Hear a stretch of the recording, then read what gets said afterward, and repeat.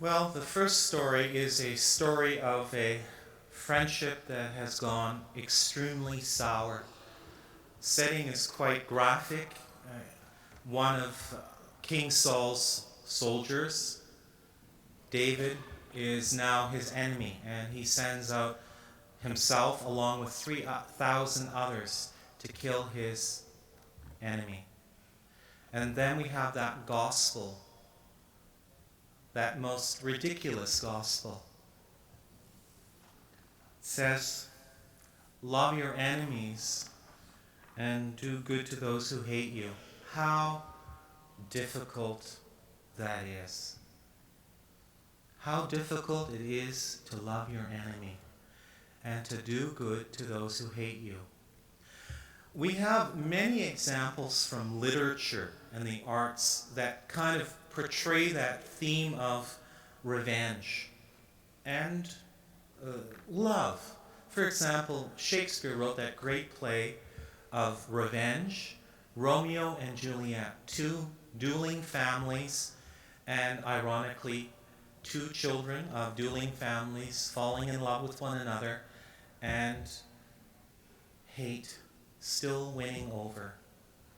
And it was made in the 1950s and 60s into a musical, West Side Story, changing the setting from Italy to Brooklyn with Puerto Ricans and Americans. And again, two star-crossed lovers with two groups of people who couldn't overpower the power of hate.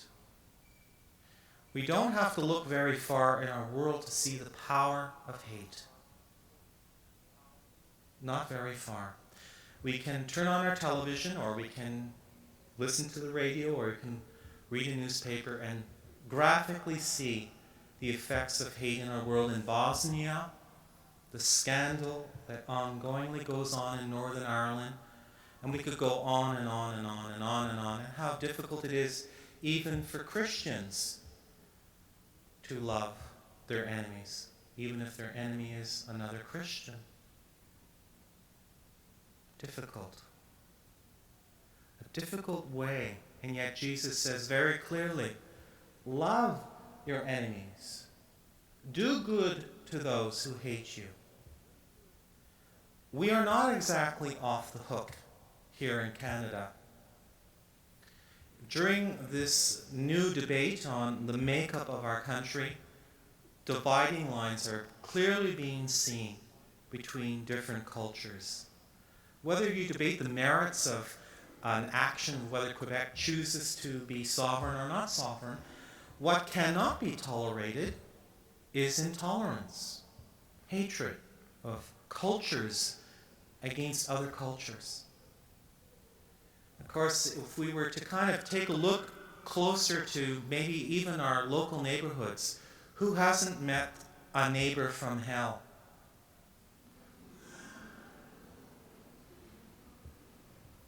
You know, the one that does the doggy doo-doo and doesn't pick it up? Or you're sharing a driveway with them and they're always hogging the driveway. But of course, you have reason to hate that neighbor and not to love them and to forgive them or even to turn the other cheek, because you have a reason. But Jesus said, love your enemies. I would hasten to say, share your driveway with the person who's hogging it. But, of course, we could ask ourselves that question then, not who is our neighbor, but who is our enemy? Who is our enemy? That's the question. And Jesus could ask that question. Who is my enemy? Jesus lived at a time where there were a lot of enemies, sanctioned by religion and sanctioned by culture. Jesus culturally could hate the Romans. They were the oppressors. They were the foreigners. They were the defilers of the religion and law. And so logically, hate the Romans. And in the Gospel of Luke, who can be culturally hated and despised? Samaritans. The Samaritans were not Jews like the rest of the tribes of Israel. They had gone off and did things a little bit differently. They didn't worship in the temple, they worshipped on the mountain. And they were a little bit backward, and so they were not quite exactly people that you would want to emulate. So the Samaritans, Jesus could culturally hate the Samaritans. But theologically, Jesus could hate sinners. Because those who defiled the law of Moses could be hated and despised. They could even be stoned to death, depending on the crime that they did. And there were laws for just retribution, but not for forgiveness. But Jesus said, love your enemies, do good to those who hate you.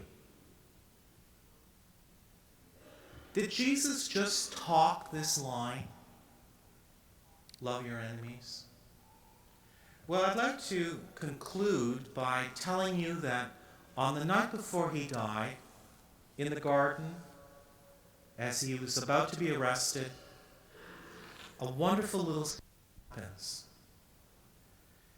He's surrounded with his disciples. On the other side are his enemies coming to arrest him and put him to death. Soldiers, high priests, and hangers-on.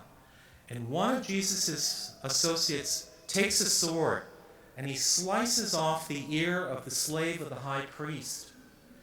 And Jesus' reaction is immediate. He says, no more of this, and reaches over and heals the ear of the slave. And then later, the next day, after he's been beaten, ridiculed, humiliated, abandoned, rejected, alone on a cross, words that come from his mouth are these: Father, forgive them. They do not know what they do. Father, forgive them. They do not know what they do. Loving enemies to the end. That is Jesus. I'd like to read from a Jewish brother of Jesus's. This was found on a piece of wrapping paper outside a gas chamber from the Second World War. And it was written by a Jew. Lord, when you enter your glory, do not remember only people of goodwill. Remember also those of ill will. Do not remember their cruelty and their violence. Instead, be mindful of the fruits we bore because of what they did to us. Remember the patience of some and the courage of others.